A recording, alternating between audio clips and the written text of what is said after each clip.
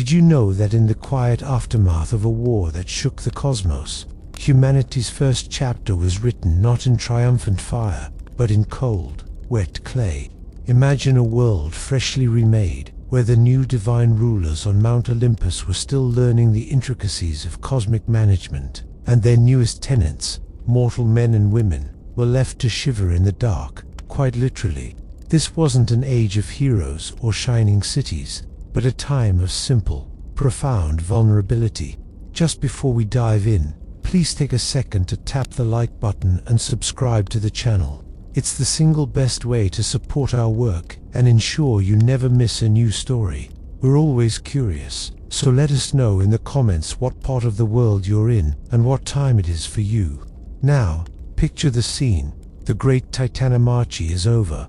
The echoes of thunderous battle have faded, and a new, almost unnerving quiet has settled over creation. As we saw, from the abyss of Tartarus, the victorious Olympians emerged to claim their prize. Zeus, with his lightning bolt, took the heavens.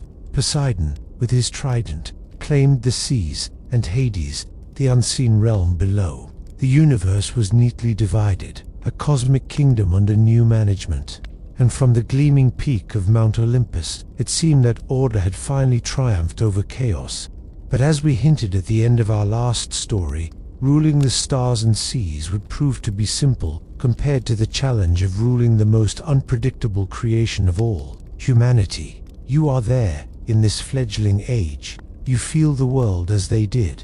It is a place of raw, untamed beauty, but also of unforgiving cold. When the sun dips below the horizon, the world is plunged into an absolute, terrifying blackness. This isn't the gentle dark of a modern city, softened by distant light, but a profound, primal void, where every snap of a twig could be a predator, where the howl of the wind sounds like a mournful spirit. Your shelter is a damp cave, the walls slick with moisture, the air thick with the smell of wet earth and huddled bodies. There is no hearth, no comforting glow to keep the shadows at bay. Food is a constant struggle, roots pulled from the unyielding ground or meat torn from a fresh kill, eaten raw and tough, a necessity for survival, not a source of pleasure. The gods, your creators, are distant and abstract. You know they exist, for you see their power in the storm and feel their presence in the silent sun. They demand your reverence, your prayers, your offerings, but they are like landlords of a vast estate who never visits the tenants in the farthest cottage. They are preoccupied with their own divine dramas, their feasts, and their celestial politics. From their golden halls, they look down upon you not with malice, but with a detached indifference. You are part of their domain, a piece on the board, but a minor one at that. You are creatures of the day, helpless in the night, and that, in the eyes of the mighty Zeus, is the proper order of things. This cold, fragile existence is the canvas upon which our story is painted. A world desperately in need of a champion, a world waiting for a spark. But not everyone watches from a distance with cold indifference. One being sees your struggle and feels it as his own. He is not one of the new gods, the dazzling, perfect Olympians. He is a relic of the old order, a Titan. His name is Prometheus, a name that in the ancient tongue means forethought, and never was a being more aptly named, for he lives in the future as much as the present, his mind constantly tracing the lines of cause and effect, seeing the potential in every seed and the tragedy in every misstep. You don't see him, but you can almost feel his gaze, a weight of concern that is entirely different from the fleeting attention of the gods on high. Prometheus is your creator, your architect. While the Olympians were busy waging war, he was the one tasked with shaping the first mortals.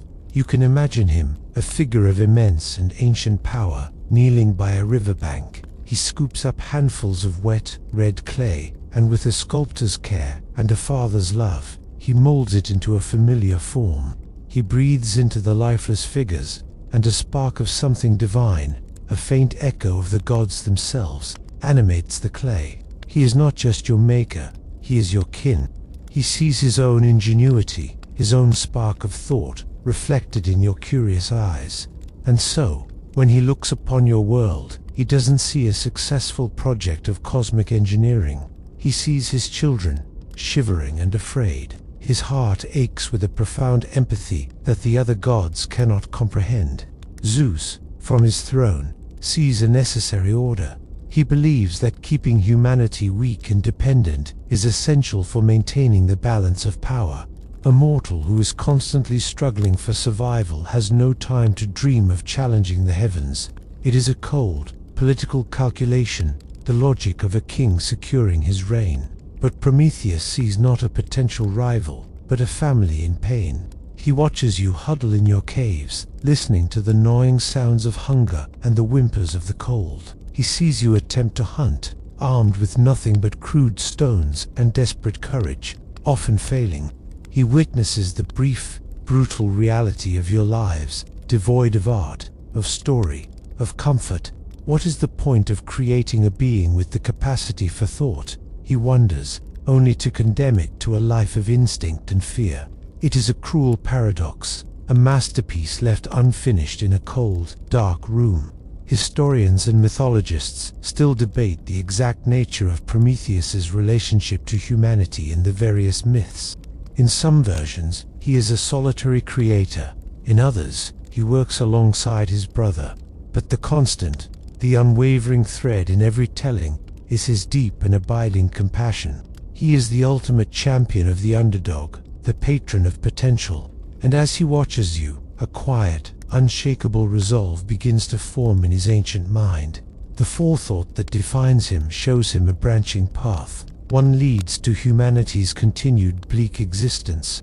The other, a far more dangerous path, leads to a spark that could warm the body, but also ignite the mind. Now, to fully understand Prometheus, you must meet his brother, who is in every way his perfect opposite. If Prometheus is the master chess player, thinking 10 moves ahead, his brother is the one who cheerfully knocks the board over because he saw a pretty bird outside the window. His name is Epimetheus, which means, quite fittingly, afterthought. He is the living embodiment of acting first and thinking later, if at all. You can imagine the two of them standing on a desolate hillside, observing the struggling mortals below. Prometheus has a furrowed brow, his mind a whirlwind of complex plans and potential consequences. Epimetheus, meanwhile, is probably just enjoying the breeze, a gentle, well-meaning soul who lives entirely in the present moment.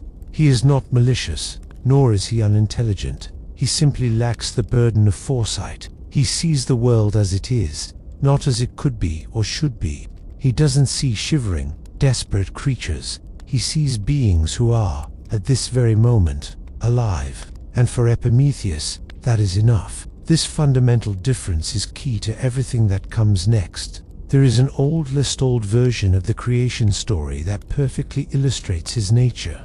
In this tale, the two brothers were given the task of distributing qualities to all the new creatures of the world. Epimetheus, in his enthusiastic, impulsive way, took on the job.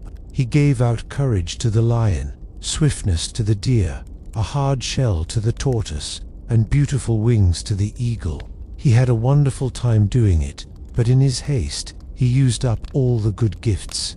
When it was humanity's turn, he found the bag was empty. He had left humans naked and defenseless, with no natural weapons or protection. It was Prometheus who, seeing his brother's blunder, had to step in and find a solution. This is the dynamic they share, one of foresight cleaning up the mess of hindsight. You can almost picture their conversations. Prometheus would speak of destiny, of the great tapestry of fate, of the dangers lurking in the heart of Zeus. Epimetheus would listen politely, then ask if Prometheus had noticed the interesting shape of a particular cloud. He is the cosmic equivalent of the friend who assures you everything will be fine, not because he has a plan, but because he can't imagine it being otherwise. This trusting, optimistic nature makes him endearing, but it also makes him terribly vulnerable. He assumes the best of everyone, even of the king of the gods who had just overthrown their entire kin. While Prometheus saw Zeus as a calculating tyrant to be outwitted, Epimetheus saw a powerful leader who had surely earned his place and could be trusted. This innocence is a kind of liability, a blind spot that Prometheus is constantly trying to protect. He loves his brother, but he knows that Epimetheus's inability to see the trap until the spring is snapped could be the ruin of them all. This is the tragic duo at the heart of our story, the planner and the daydreamer, one burdened by the future, the other blissfully unaware of it. This quiet conflict between foresight and afterthought is about to spill onto a much larger stage, in a moment that will forever define the relationship between gods and mortals. The setting for this pivotal event is a place called Macon, a mythical location where, for a brief, golden time, gods and men still met and shared company. You were there for this great assembly. Imagine a clearing under an open sky, the air charged with a unique energy, a blend of mortal anxiety and divine arrogance. The Olympians are present in all their casual glory, their forms radiating a faint light, their voices carrying an effortless authority, and gathered before them are the leaders of humanity, their faces etched with awe and apprehension. The agenda for the day is surprisingly practical, almost bureaucratic. The time has come to formalize the arrangement between heaven and earth. Specifically, Zeus wants to settle the matter of sacrifices. When a mortal slaughters an ox or a sheep to honor the gods, which parts are to be burned on the altar for the divine, and which parts can the mortals keep for their own sustenance? This is no small matter. For the gods, it is about receiving their due honor. For humanity, it is about survival. If the best portions were demanded by the gods, mortals would be left with very little to feed their families. It is a negotiation over the very terms of worship, the fine print in the cosmic contract between creator and created. Sensing a critical opportunity, Prometheus, ever the advocate, steps forward. He volunteers to be the arbiter. He will take the first sacrificial ox, divide it into 2 portions, and allow Zeus to choose which one he and the gods will claim for all time. The other portion will belong to humanity forevermore. Zeus, perhaps amused by the Titan's audacity, agrees. A thin smile plays on his lips, giving nothing away. Does he suspect a trick, or does he simply believe no one would dare deceive him? The great ox is brought forward, a magnificent beast, and with ritual solemnity, Prometheus slaughters it. He works with a quiet, intense focus. The gods watch with detached curiosity, while the mortals watch with breathless hope. You see him skillfully butcher the animal, his hands moving with a practiced ease that is both fascinating and unsettling. He is not just a titan of thought, but also of action. Scholars of myth have long argued about this moment. Was the mighty Zeus, the god of sky and thunder, truly about to be fooled by a simple sleight of hand? Or did he see the trap being laid, and chose to walk into it, knowing it would give him the perfect justification for what he planned to do next? It is a question that hangs over the entire story, the question of whether this is a story of cleverness or of cosmic entrapment. Prometheus completes his task. 2 bundles now lie on the ground, ready for inspection. The fate of every future feast, every ritual, and every hungry family rests on the choice Zeus is about to make. You draw closer, a silent observer in the crowd, to see what the Titan of Forethought has wrought. The 2 portions are laid out on the hide of the slain ox, and they could not be more different in appearance. Prometheus, with a showman's flourish, gestures to the first bundle. It is a masterpiece of culinary appeal. It's a large, generous portion, wrapped neatly in the ox's rich, inviting skin. Glistening white fat peeks out from the seams, promising succulent, juicy meat within. It looks like the prize, the portion fit for kings and gods. The very sight of it makes your mouth water, a sensation still new and powerful to the hungry mortals gathered around. It smells of rich sustenance, the kind of meal you dream of in your cold caves. It looks, by all accounts, to be the obvious, correct choice. Then, Prometheus gestures to the second bundle. It is a pathetic, unappetizing sight. It's the stomach of the ox, a grayish, rubbery-looking organ, crudely presented. It looks like offal, the parts one would discard. It lies there, humble and unappealing, next to its magnificent counterpart. There seems to be no contest. The choice is so clear it's almost an insult to the intelligence of the king of the gods. Zeus strides forward, his expression unreadable. He gazes down at the two offerings, his divine eyes taking in every detail. He circles them once, a predator assessing his prey. The assembled gods murmur among themselves, confident in the outcome. The mortals hold their breath, a knot of hope and fear tightening in their stomachs. Zeus's hand hovers for a moment, then descends upon the larger, more appealing portion. He chooses the glistening fat, the promising skin, the portion that looks fit for a divine banquet. This, he declares, his voice booming across the clearing, shall be the share for the gods for all time. A wave of despair washes over the mortal contingent. They have lost. The best part of every sacrifice, the meat and fat they so desperately need, will now belong to the heavens. But Prometheus stands perfectly still, a flicker of something unreadable in his ancient eyes. He has not lost, he has won. With a slow, deliberate movement, Zeus unwraps his chosen portion. The rich skin is peeled back, the thick layer of fat is pushed aside, and the contents are revealed. There is no meat, there is no juicy steak, no succulent roast. There is only a carefully arranged pile of white, worthless bones. The entire portion is a sham, a beautiful lie crafted from inedible remains. Zeus stares at the pile of bones, his face slowly darkening like a gathering thundercloud. He then turns his gaze to the second, rejected portion. Prometheus opens the humble ox stomach, and inside, nestled safely away from view, is all the nourishing, life-sustaining meat. The trick is revealed. Zeus, the all-knowing, the all-powerful king of the cosmos, has been publicly duped. He chose the appearance of wealth over the reality of substance, and in doing so, he has condemned the gods to receive the smoke and bones of sacrifices forever, while humanity gets to keep the food. The silence that falls over the clearing is heavier than any mountain. The silence in the clearing at Macon stretches for an eternity, thick and suffocating. The gods are stunned into stillness, their divine arrogance momentarily shattered. The mortals are frozen, caught between a gasp of victorious relief and the dawning terror of what they have just witnessed. Someone has tricked the king of the universe, and you are all accomplices. You watch Zeus, and you see the change happen. The flicker of surprise in his eyes is extinguished, replaced by a cold, hard fire.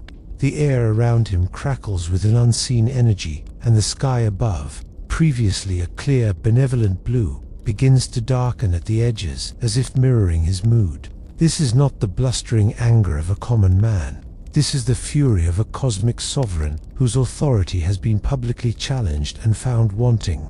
His rage is not loud. It doesn't erupt in a shout or a roar. It is a terrifyingly quiet, focused wrath. He looks from the pile of bones to the face of Prometheus, and in that gaze, a silent war is declared. Prometheus meets his stare, his own expression a mask of calm defiance. He knew this would happen. His forethought had shown him this exact moment, this dangerous turning point. He had weighed the cost and chosen to pay it for your sake. But Zeus, ever the strategist, knows that simply striking down the Titan here and now would be too simple, too quick. It would make Prometheus a martyr and might even inspire rebellion. No, the punishment must be more subtle, more profound, and it must fall not just on the trickster, but on those he sought to help. The king's justice must be seen to be absolute. He turns his burning gaze away from Prometheus and lets it sweep over the trembling crowd of mortals. You feel it pass over you, a cold wave that saps the warmth from your body. In that moment, you understand. You are the target. You are the proxies in this divine conflict. He will not punish the Titan directly, not yet. He will punish the Titan's beloved children, with a voice that is no longer booming but low and menacing. A sound like distant thunder, he speaks. Let them eat their meat, he says, his words dripping with a venomous calm. Let them feast and grow strong on their ill-gotten gains. He pauses, letting the hope flicker for a moment before he extinguishes it completely. But they will eat it in the cold, and they will eat it in the dark. and with a wave of his hand, a gesture of absolute, effortless power, he commands a great change. All across the world, every flame, every ember, every spark of warmth is instantly snuffed out. The fire that had once lived in the heart of the ash trees, the fire that could be coaxed out with friction and patience, is gone. It is not just extinguished, it is erased from existence. The knowledge of it, the very potential for it, is withdrawn from the mortal realm. The world is plunged back into a deeper cold, a more profound darkness than before, because now you know what you are missing. The fury of the king is not a fleeting storm, it is a permanent winter. The trick at Makoni has been paid for, and the price is fire. The world without fire is a desolate place. The victory at Makoni feels hollow, a bitter triumph that has left you colder than ever before. Days are for survival, and nights are for terror.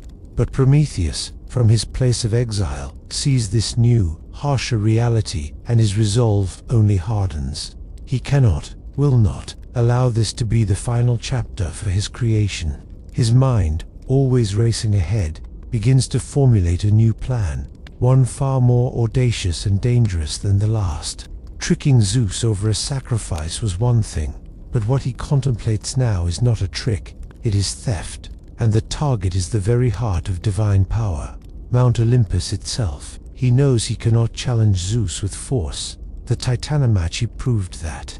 He must rely on his defining traits, cunning, forethought, and stealth. His plan is to steal back what was taken, to bring a spark of the divine fire down from the heavens and deliver it to you.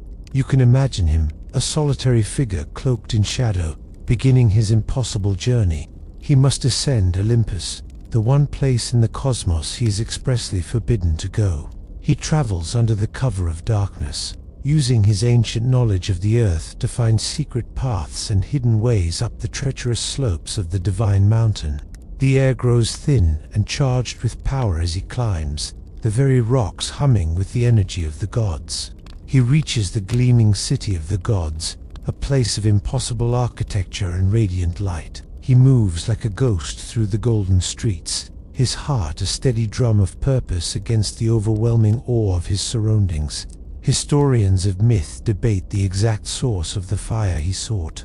Some accounts say he journeyed to the workshop of Hephaestus, the smith god, a cavernous forge where divine weapons were made and the fires of creation burned eternal. In this version, he finds a glowing coal, a piece of the sun's own heat, and quickly hides it. Other, perhaps more poetic versions, say he flew close to the chariot of the sun itself as it made its daily journey across the sky, and he lit his torch directly from its divine flame.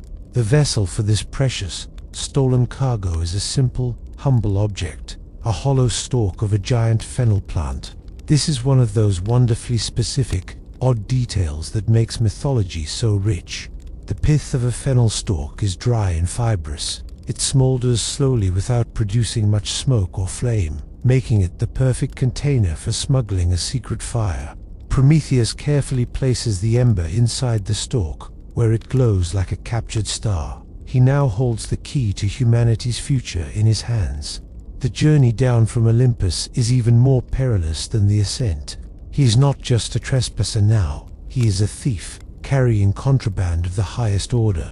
Every shadow seems to hold an enemy, every gust of wind sounds like the approach of a divine guard, but his forethought serves him well. He evades notice, and under the same cloak of darkness, he makes his way back to the mortal world, the precious, glowing secret, hidden in his simple, rustic torch. You are there, in the crushing, fireless dark when he returns. He doesn't announce himself with thunder or a flash of light. He appears at the edge of your small, shivering settlement like a traveler returning from a long journey, weary but with an unwavering light in his eyes. He gathers a few of you, the ones brave enough to venture out from the relative safety of your cave. He holds up the object he carries, a long, dry stalk of fennel. It looks like nothing, a piece of dead plant. You feel a pang of disappointment. Is this what the great Titan braved the wrath of Zeus for? A useless weed. He offers no grand speech, no proclamation. His actions speak for him. With a quiet reverence, he kneels. He carefully prepares a small pile of the driest leaves and twigs he can find, a pathetic little mound that represents all of your worldly comfort. Then, he gently cracks open the fennel stalk. For a moment, nothing happens. Then, from the hollowed-out center, he coaxes a single, tiny ember. It is no bigger than a firefly, a minuscule, pulsing heart of pure light against the overwhelming dark. It seems impossibly fragile, a single breath away from being extinguished forever. He carefully tips the ember onto the pile of leaves. He leans down and blows, a gentle, steady breath, nurturing the spark. A wisp of smoke curls upwards, the first you have seen in an age. A tiny flicker of orange appears, dances, and then, with a soft whoosh, catches hold. A flame is born into the world of men. It is small at first, but it grows, feeding on the twigs, and for the first time in what feels like a lifetime, you see, the absolute, terrifying darkness is pushed back, creating a circle of warm, dancing light. You see the faces of your companions, not as vague shapes in the gloom, but in all their detailed, wondrous reality. You see the lines of worry, the glint of awe in their eyes. The cave behind you is no longer a black mouth of dread, but a defined shelter, a home. And then you feel it, the warmth. It's a gentle heat that sinks into your skin, chasing away the deep gnawing chill that has been your constant companion. It's a feeling of pure safety, of comfort so profound it almost brings tears to your eyes. Prometheus then takes a piece of the raw, tough meat from your last hunt. He impales it on a stick and holds it over the flames. The air fills with a new set of smells and sounds, the delightful hiss and crackle, the rich, savory aroma of roasting flesh. When it is done, he gives it to you. You take a bite, and the world changes again. The meat is not tough and bloody, but tender, juicy, and bursting with a flavor you never knew existed. This gift, this fire, is everything. It is light against the darkness, warmth against the cold, cooked food against raw hunger, safety against constant fear. The flame is shared. A torch lit from this first fire is carried to the next cave, and from there to the next. A network of light and warmth begins to spread across the land. A golden chain of hope, a gift that has changed the very definition of being human. The gift of fire is more than just a tool for survival. It is a catalyst, an accelerant for the human mind. The world is reborn. With the night no longer a realm of absolute terror, a new space opens up in your life. A space for things beyond the immediate, desperate struggle. You see, the circle of light cast by a campfire doesn't just push back the darkness, it creates a new kind of place, the hearth. Around this hearth, for the first time, you have the leisure to gather, to talk, to share. The first stories are told, whispered accounts of the hunt, memories of ancestors, theories about the distant, glittering stars now visible beyond the firelight. This is the birth of culture. With fire, you learn to harden the tips of wooden spears, creating far more effective hunting weapons.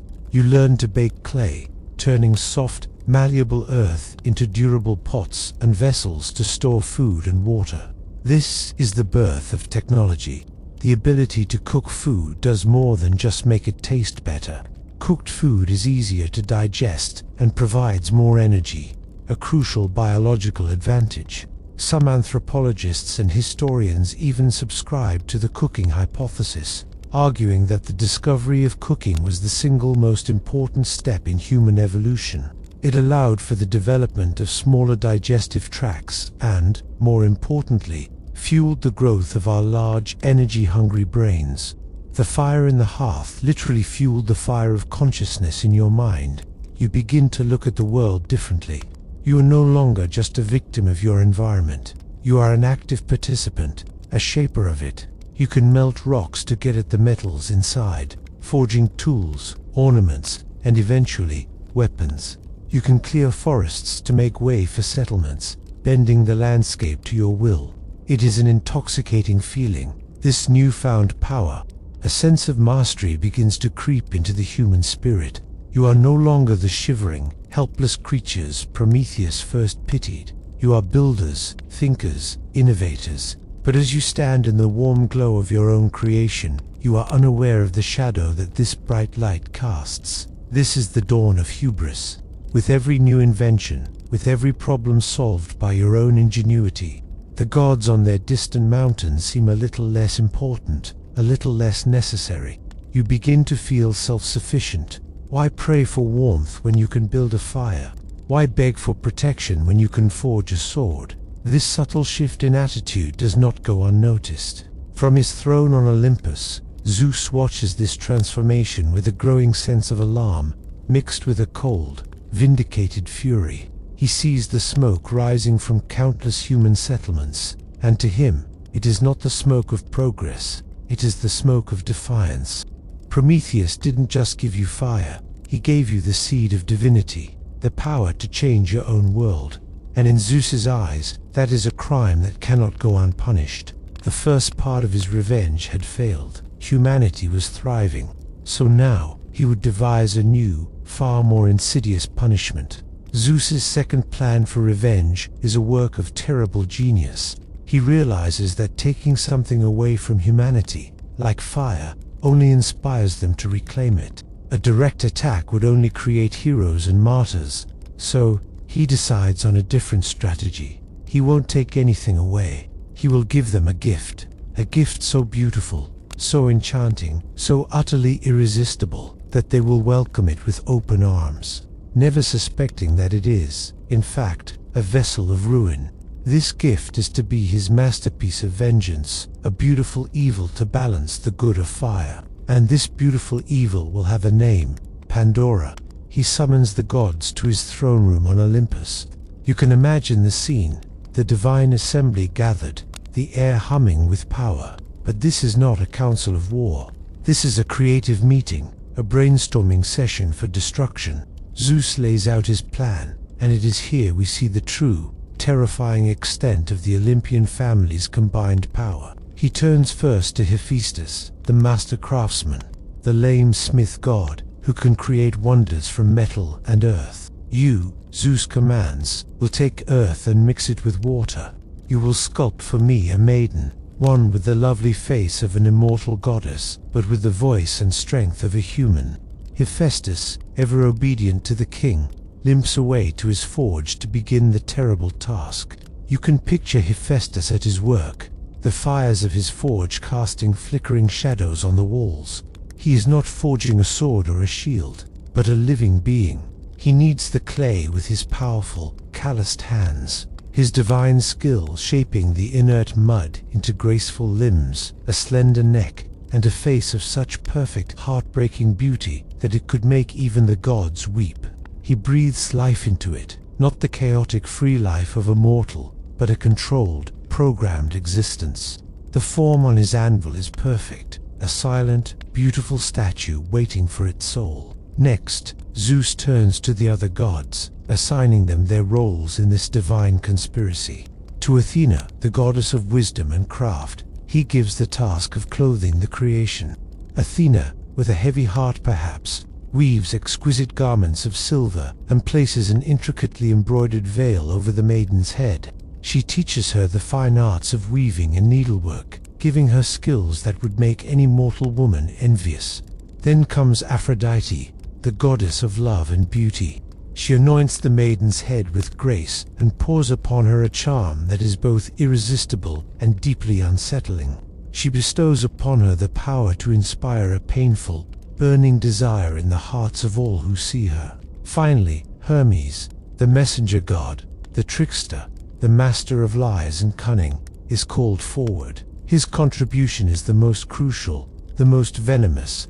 Zeus instructs him to give the maiden the mind of a bitch and a treacherous nature. Hermes leans down and whispers into the maiden's ear, gifting her with curiosity, with seductive words, and with a heart full of deceit. The perfect weapon is now complete.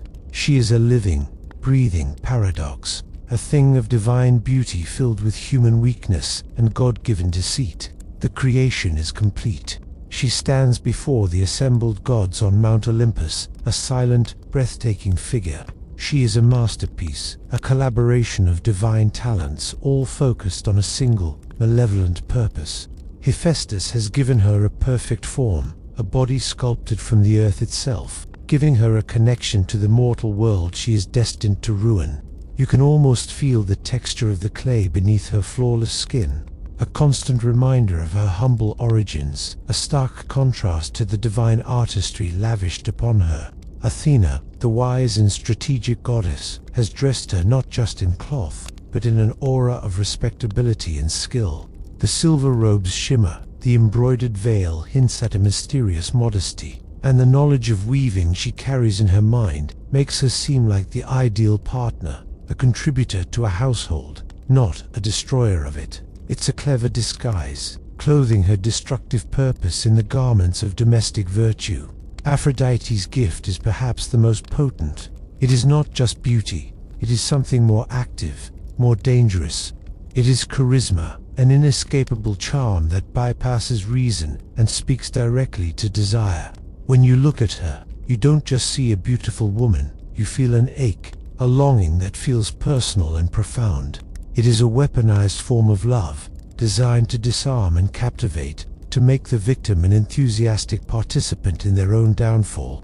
But it is Hermes, the sly messenger, who delivers the final, crucial touches. His gifts are invisible, but are the most important components of the trap.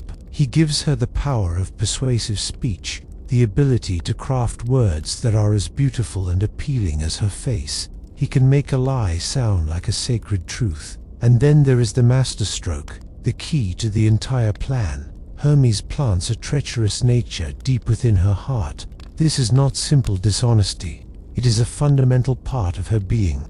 She is programmed to be untrustworthy, to have a core of deceit that she herself may not even be fully aware of. It's the psychological equivalent of a hidden flaw in a beautiful machine, designed to fail at the most critical moment. Some scholars argue that these gifts were not so much additions as they were activations of latent human traits.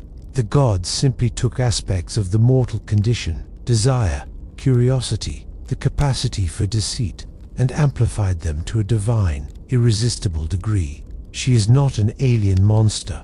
She is a concentrated, weaponized version of humanity itself. The maiden is now fully equipped. She is a living Trojan horse, beautiful on the outside, filled with ruin on the inside, ready to be delivered to an unsuspecting enemy. And Zeus, looking upon his creation, gives her a name that is both a description and a dark joke: Pandora. Her name is Pandora. In the ancient Greek, this name can be interpreted in two subtly different but equally meaningful ways, a linguistic ambiguity that scholars and poets have pondered for centuries. The first and most common interpretation is the gifted. In this sense, her name describes her very nature.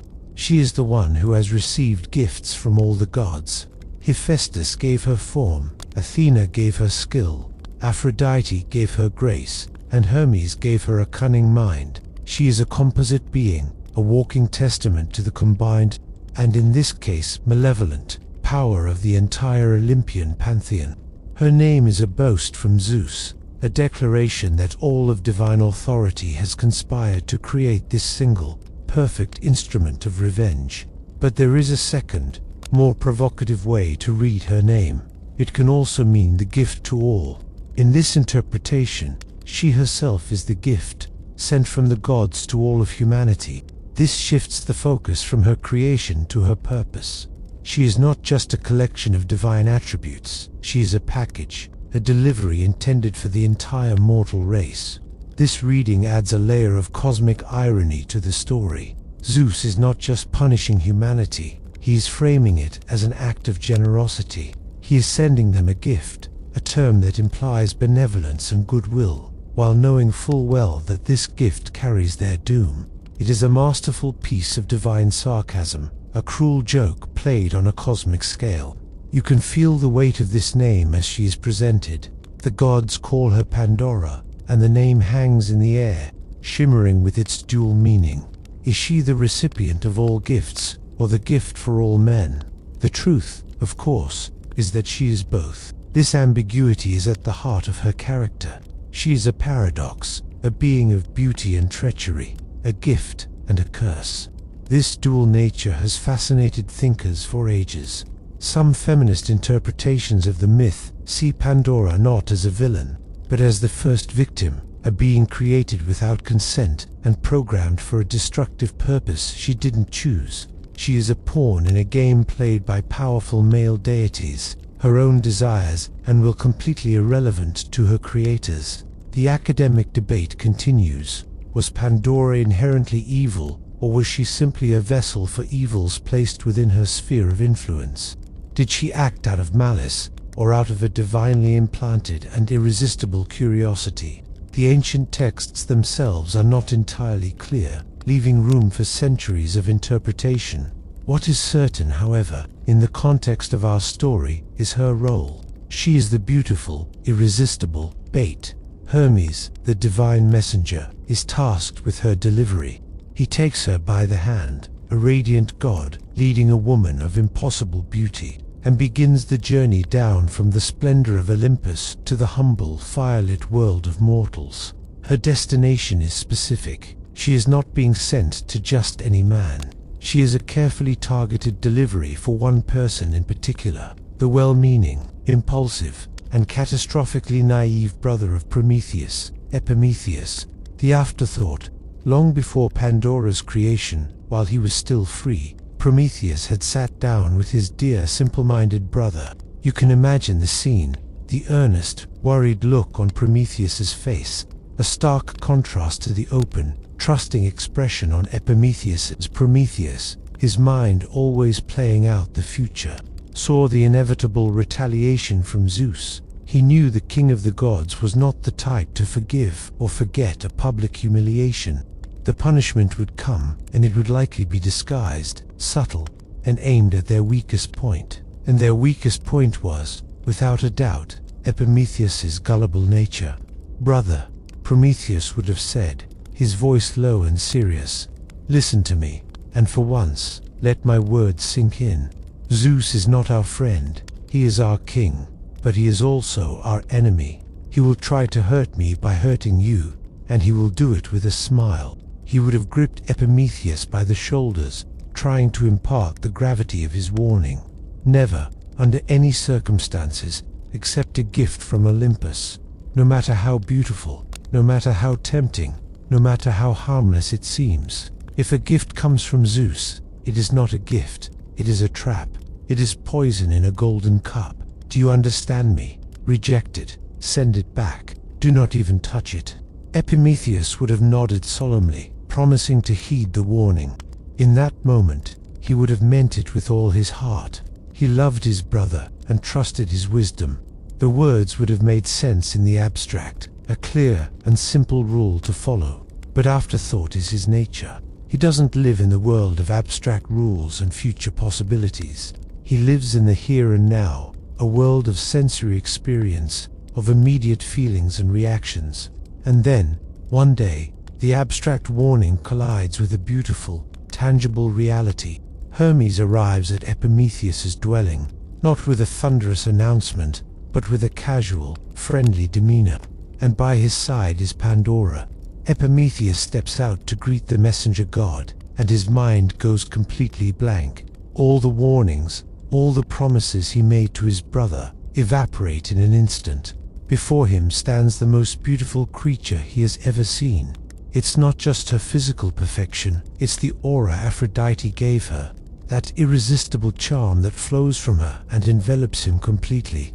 His heart, which had been calm moments before, begins to pound in his chest. His rational mind, the part that stores his brother's warnings, shuts down entirely. All he can feel is an overwhelming wave of wonder and desire. Hermes presents her with a flourish. A gift, the messenger god says with a sly smile, from the mighty Zeus, in a spirit of reconciliation and friendship. He wishes to honor you, the brother of Prometheus, with a companion. Epimetheus is utterly captivated. He doesn't see a potential trap. He sees the answer to a loneliness he never even knew he had. He sees her grace, hears her soft voice, and he is lost. The warning from Prometheus becomes a distant, meaningless whisper from another lifetime. Without a moment's hesitation, with a joyful, welcoming heart, he accepts the gift. He takes Pandora by the hand and leads her into his home, sealing his own fate and the fate of all humanity with a single, thoughtless act of acceptance. Along with Pandora herself, Hermes delivers another wedding gift from Zeus. It is not something small and delicate, like a piece of jewelry. It is a large, heavy, and imposing object. It is a pithos, a type of ancient Greek storage jar, made of earthenware, big enough to hold wine, or oil, or grain for an entire season. You must picture this object clearly, because it is central to our story. For centuries, a simple mistranslation has led us to call it Pandora's box. The scholar Erasmus, in the 16th century, translated the Greek word pithos into the Latin pixis, which means box. But the original myths are clear. It was not a small, ornate box. It was a large, utilitarian, and far more mysterious jar.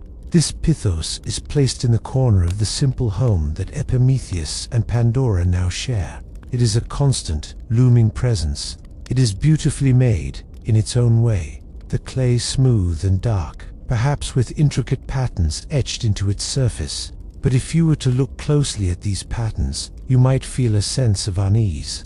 They are not simple geometric shapes or cheerful depictions of nature. They are swirling, chaotic lines that seem to hint at struggle, at faces contorted in pain or fear, all disguised within an abstract design. It is sealed with a heavy, tightly fitted lid, and Hermes, as he delivered it, gave a simple, final instruction. This is a dowry from Zeus. It is not to be opened, ever. Epimetheus, true to his nature, barely gives the jar a second thought. For him, it is just another part of the incredible gift he has received. He has a beautiful wife, and she came with some luggage. That is all. He sees the jar, accepts the condition of its presence, and promptly files it away in his mind, under things not to worry about. He walks past it every day, his mind on other things, the warmth of the sun, the taste of his dinner, the beauty of his new companion. The jar is just a piece of furniture to him, an inert object taking up space in the corner. His lack of curiosity is a shield, protecting him from the temptation it represents. But for Pandora, the jar is something else entirely. She cannot ignore it. It sits in the corner of her vision, a silent, hulking question mark in the middle of her new life. Every time she passes it, she feels its presence. Her mind, gifted by Hermes with cunning and curiosity, begins to circle the object. Why would Zeus, the king of the gods, send a wedding gift that could never be used? What could be so precious, or so dangerous, that it must be kept sealed for all eternity? The instruction not to open it does not act as a deterrent. Instead, it acts as a magnet, pulling her thoughts towards it with an irresistible force. The beautiful evil has been delivered, and now, the second part of the trap, the sealed vessel of ruin, begins to exert its slow, inexorable pull on its intended victim. The days in your new home with Epimetheus are, on the surface, the world is bright with the fire of humanity. There is food to eat, and your companion is kind, gentle, and utterly devoted to you. And yet, you cannot find peace. The pithos in the corner dominates your existence. For Epimetheus, it is invisible, a part of the background scenery. For you, it is the center of the universe. You feel its presence when you wake in the morning, a silent, heavy weight in the room. You feel its pull as you go about your daily tasks, its dark, smooth surface seeming to absorb all the light and sound around it. It is a void, a question, a constant, low hum of temptation beneath the surface of your life. This is not simple, human curiosity. This is the gift of Hermes, working its way through you like a slow-acting poison. It is a splinter in your mind that you cannot remove. At first, it is just a passing thought. What could be inside? Why must it stay sealed? You try to push the questions away, to focus on the simple happiness of your life, but the thoughts always return, stronger each time. You begin to watch Epimetheus, wondering how he can be so untroubled by it. You ask him about the jar, but he just shrugs, a happy, placid smile on his face. Zeus said not to open it. He says simply, as if that is the end of the matter. For him, it is. For you, it is the beginning. Your curiosity grows from a whisper to a voice, a constant companion in your head. You start to spend more time near the jar when Prometheus is out. You run your hands over its cool, slick surface. You press your ear against the clay, straining to hear something, anything, a rattle, a slosh, a sign of life within. But there is only a profound, heavy silence, a silence that is somehow more maddening than any sound. You begin to dream about the jar. In your dreams, you see yourself lifting the lid, peering into the darkness within, but you always wake up before you can see what lies there. The obsession begins to consume you. The food you eat tastes bland. The sunlight seems less bright. All joy is filtered through the constant, nagging question of the jar. This is the very heart of Zeus's cruel genius. Philosophers and thinkers have long debated this moment. Was this a genuine test of your willpower, or was the outcome predetermined? Is there any command more potent, any suggestion more powerful, than telling a curious mind not to look? The prohibition itself becomes the source of the temptation. The sealed lid is not a lock, it is an invitation. Your divinely engineered mind is caught in a perfect, inescapable psychological trap. The desire to know becomes a physical ache, a pressure building inside you that demands release. You can no longer bear the weight of the mystery. One afternoon, as the sun casts long shadows into the room and Prometheus is away, you find yourself standing before the pithos, your hands trembling. The voice in your head is no longer a whisper, it is a roar. Just one look, it says, one quick peek. No one has to know. You are standing alone in the quiet room. The only sound is the frantic beating of your own heart. The decision is no longer a decision, it is an inevitability, the final step in a journey that began the moment Hermes planted that seed of curiosity in your soul. Your hands, though trembling, are steady as you reach for the lid of the pithos. It is heavy, heavier than you expected. The clay, cool and unyielding beneath your fingertips. It takes all your strength to get a purchase on the smooth, rounded edge. For a final, fleeting moment, the warning of the gods echoes in your mind, a faint, distant signal lost in the storm of your obsession. But it is too late. The pull of the unknown is now the most powerful force in your world. With a final, desperate surge of effort, you heave the lid upwards. It doesn't fly open. It lifts slowly, with a deep, groaning sound, like a sigh from the earth itself. The seal is broken. For a fraction of a second, you peer into the darkness within, expecting to see ... What? Gold, jewels, some divine secret, but you see nothing. There is only a swirling, formless blackness. And then, it happens. It is not a slow leak, it is an explosion. A horrifying, invisible swarm erupts from the mouth of the jar, with a sound like 1,000 whispers. A dry, rustling hiss that scrapes against your ears. You recoil, stumbling backward, dropping the heavy lid to the floor where it lands with a dull thud. You cannot see them, but you feel them. They are not creatures of flesh and blood. They are abstract horrors, the very concepts of suffering given form. They pour out into the room, a plague of misery. You feel a wave of sickness wash over you, a deep, nauseating weakness in your bones. The first headache, the first pang of disease. Out flies toil, a grey, heavy spirit that settles over the world, making every task harder, every effort a struggle. Out flies sorrow, a cold, weeping wraith that touches your heart and fills it with a grief you have never known, a sense of loss for a happiness that is already fading. Out flies strife, a chattering, angry demon that sows discord and mistrust. Out flies old age, famine, insanity, and 1,000 other evils, a countless, shrieking horde of miseries, spreading out from your home like a stain, flowing out into the wider world. You watch in frozen horror as they disperse, invisible but undeniable, into the air. They are the answers to the question you so desperately wanted to ask. This is what was in the jar.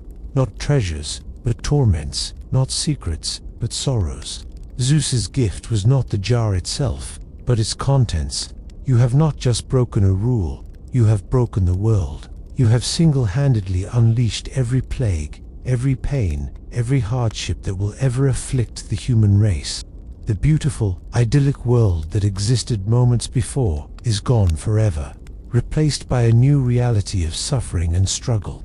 The lid lies on the floor, and the empty, dark mouth of the Pythos seems to mock you, a monument to a single, catastrophic moment of curiosity. The room is silent again, but it is a new kind of silence. It is not the peaceful quiet of before, but the heavy, ringing silence that follows a disaster. The air itself feels different, thicker, charged with the sorrow and sickness that you have just unleashed. You are on the floor, shaking, the full, crushing weight of your actions settling upon you. You are no longer just Pandora, the beautiful wife of Prometheus. You are Pandora, the bringer of doom, the woman who opened the jar. Your name will forever be a curse. As this devastating realization washes over you, you hear a sound. It is faint, a tiny, fluttering whisper, coming from the Pythos. You crawl back towards the jar, your body aching with the first touch of the evils that now roam the world. You peer cautiously over the rim, expecting another horror to emerge. But what you see is different. Deep down, at the very bottom of the vast, empty vessel, something is still trapped. It is a small, shimmering form, a creature of soft, warm light that flutters like a trapped butterfly. It beats its gentle wings against the smooth clay walls, too weak to escape on its own. While all the great and terrible evils, strong and vicious, had burst out in a chaotic swarm, this one last spirit remained behind, caught beneath the lip of the jar when you slammed the lid shut in your panic. This last lingering spirit is Elpis in the ancient Greek. The word Elpis does not mean the cheerful, optimistic feeling we often associate with the word hope today. It has a more neutral, more profound meaning. It is simply expectation or anticipation, the belief that a future exists. It can be an expectation of good things, but it can also be an expectation of bad. It is the simple, fundamental human capacity to look forward, to imagine a reality that is different from the present moment. And in a world now filled with inescapable suffering, this capacity is the most precious thing of all. You realize that in your haste to close the jar, in your moment of pure, panicked reaction, you have performed an accidental act of mercy. You have kept one thing back from the world. You have trapped hope inside. This is one of the most debated points in the entire myth. Did you trap hope in the jar, keeping it away from humanity, leaving them in a state of utter despair? Or did you trap hope for humanity, preserving it in a safe place, a final, untouchable reserve that could never be lost or corrupted by the evils now roaming free? Most interpretations favor the latter, more comforting view. You have saved the antidote. You reach into the jar, and the little spirit of Elpis flutters onto your hand. It is not a solution to the world's new problems. It cannot cure the diseases, or end the sorrow, or make toil easy. But its light is a soft, warm glow against the encroaching darkness. It is the quiet promise that even in the worst of times, a tomorrow will come. It is the final, ambiguous gift from Zeus's jar of sorrows, the one thing that makes all the others bearable. While you are grappling with the consequences of your curiosity, the final act of Zeus's revenge is already in motion. The king of the gods has not forgotten the original crime, nor the original criminal. The suffering of humanity through Pandora's jar was only one part of his intricate punishment. The other part was reserved for the one who started it all, the one whose foresight and compassion had defied divine will. It is time for Prometheus to pay his personal price for the gift of fire. Zeus dispatches his two most formidable enforcers, Kratos and Baia, whose names literally mean power and force. They are not gods of persuasion or negotiation. They are living embodiments of brute, implacable strength, the physical manifestation of Zeus's authority. They find Prometheus where he has been living in self-imposed exile, watching over humanity from afar. There is no struggle. Prometheus, whose forethought showed him this exact moment would come, does not resist. He knows this is the price he agreed to pay when he stole that first spark from heaven. He stands with a quiet dignity as power and force bind him in chains of unbreakable adamantine, the same mythical metal used to forge the scythe that castrated Uranus and the gates of Tartarus. The chains are cold and heavy, a stark physical symbol of his crime. You can imagine the grim procession as he is dragged away. He is taken far from the world of men he loves, far to the east, to the very edge of the known world. His destination is the Caucasus Mountains, a rugged, desolate range that separates Europe from Asia, a place of stark, windswept peaks and terrifying isolation. He is taken to the highest, most remote cliff face, a sheer wall of rock that is battered by eternal winds and scorched by the sun in summer and blasted by ice in winter. This is to be his prison, a cell with no walls, a punishment of absolute exposure. Hephaestus, the smith god, is brought along to perform the final, terrible task. It is a moment of deep, tragic irony.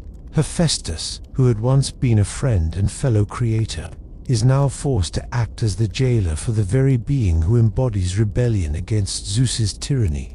You can hear the reluctance in Hephaestus's voice as he speaks in ancient plays, lamenting the task he must perform.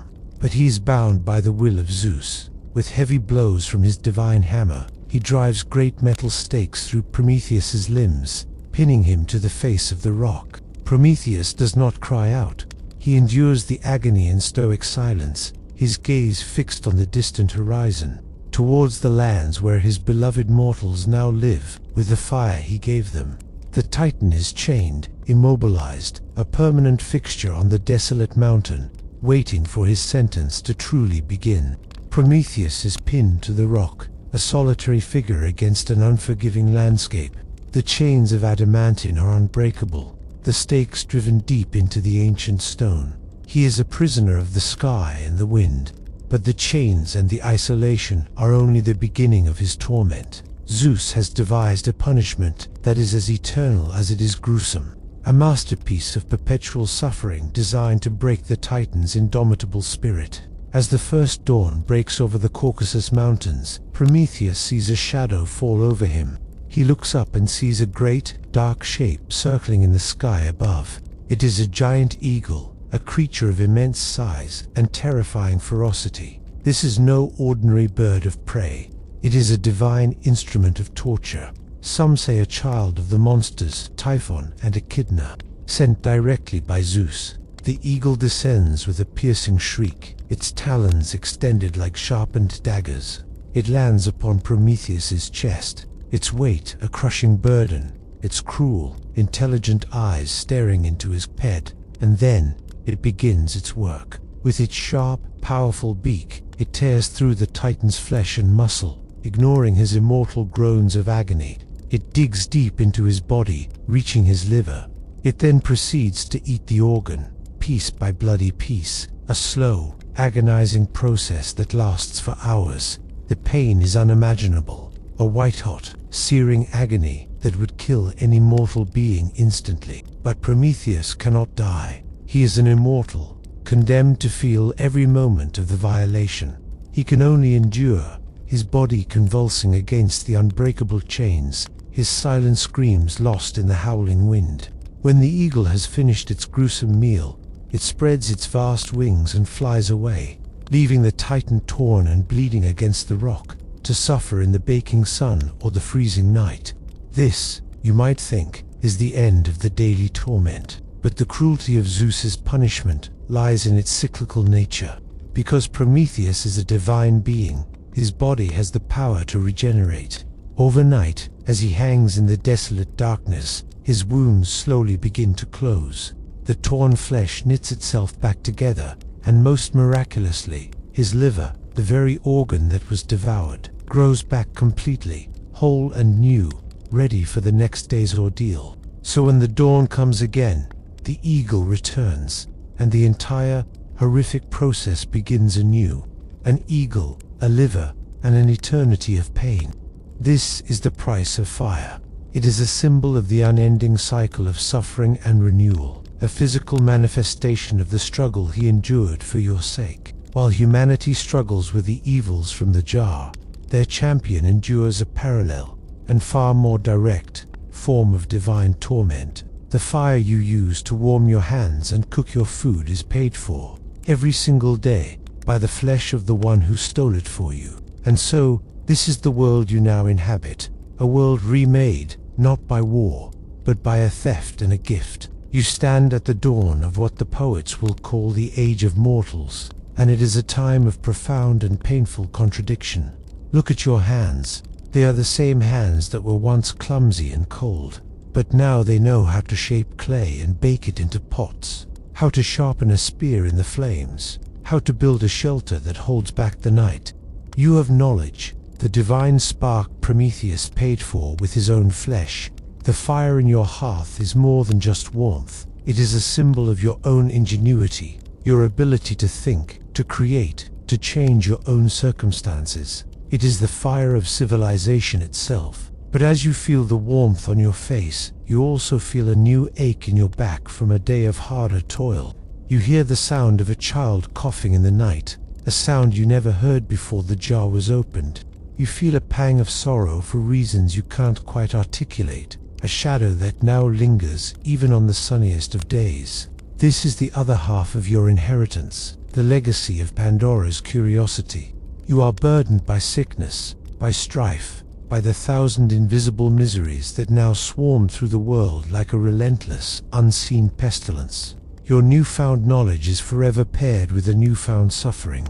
Every triumph of your mind is matched by a new frailty of your body or spirit. This is the great, tragic balance of the human condition, as the ancient Greeks saw it. You are no longer the simple, ignorant creatures shivering in the dark, but you are also no longer innocent. You have the power to create, but you also have 1,000 new ways to suffer.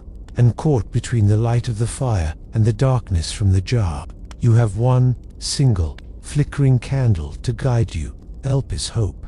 The quiet, stubborn expectation that tomorrow might be different, that a cure can be found, that a conflict can be resolved, that joy can return. It is the only thing that makes the struggle bearable. This new, complicated world, full of clever, suffering mortals, became a stage too interesting for the gods to simply ignore. With the Age of Mortals, and all its pains and triumphs, now firmly begun, it was only a matter of time before the blood of the gods and the blood of men would mingle, creating a new, powerful, and often tragic strain of legend, the heroes. And so, our story of the Titan who tricked the gods, and the terrible price paid by all, comes to a gentle close.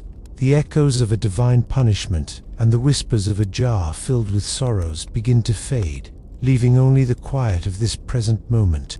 Let the grand stage of myth recede into the soft background of your mind. The figures of Prometheus on his rock and Pandora, with her final captured hope, becoming distant, silent statues in the vast landscape of stories. Feel the world around you now, the simple, comforting reality of the room you are in. Let your body grow heavy, sinking deeper into the surface that supports you, feeling safe and secure.